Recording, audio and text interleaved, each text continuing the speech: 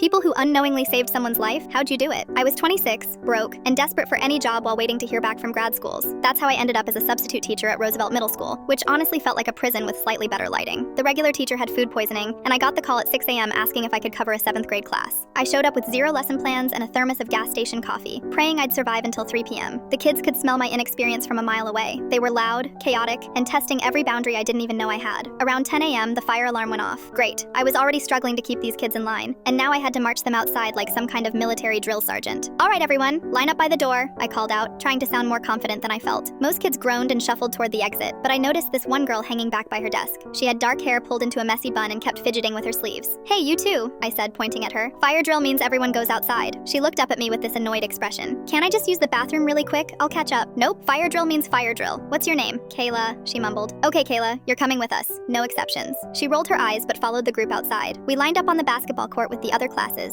and I started taking attendance. I'd only known these kids for 3 hours, but I was determined to do this right. Kayla Patterson? I called out. No response. I looked around the group. She wasn't there. My stomach dropped. This girl had somehow slipped away during the chaos of getting everyone outside. I left my class with another teacher and rushed back toward the building, scanning the hallways. That's when the real fire alarm went off, not a drill this time. The alarm was different, more urgent, more panicked. Security guards were shouting for everyone to evacuate immediately. Apparently, there'd been some kind of accident in the chemistry lab, and smoke was starting to fill that wing of the building. I got swept up with the crowd rushing outside, but I couldn't stop thinking about Kayla. Where had she gone? Was she still in the building somewhere? After what felt like forever, the fire department cleared us to go back inside. The fire turned out to be more smoke than flames. Some 8th grader had mixed the wrong chemicals and set off the sprinkler system. But my hands were still shaking as I walked around the building, looking for this girl I barely knew. I found her sitting behind the gym, crying into her knees. Kayla? I sat down next to her on the concrete. Hey, are you okay? I was looking everywhere for you. She looked up at me with red, puffy eyes. You were looking for me? Of course I was. You're on my roster. You're my responsibility. She was quiet for a long time, just staring at the ground. Then she started talking, and I realized this was way bigger than a missing student during a fire drill. I had these pills, she said quietly, from my mom's medicine cabinet. I've been carrying them around for weeks, trying to work up the courage. I figured today would be perfect because everyone would be distracted with the drill. No one would notice I was gone until it was too late. My blood went cold. Kayla. But when you called my name during roll call and then you actually came looking for me, she wiped her nose on her sleeve. I don't know. I felt too seen, I guess. Like someone would actually notice if I wasn't here tomorrow. I didn't know what to say. I wasn't trained for this. I was just a broke grad school reject who needed $60 for the day. But I sat there with her until the school counselor came and we got her the help she needed.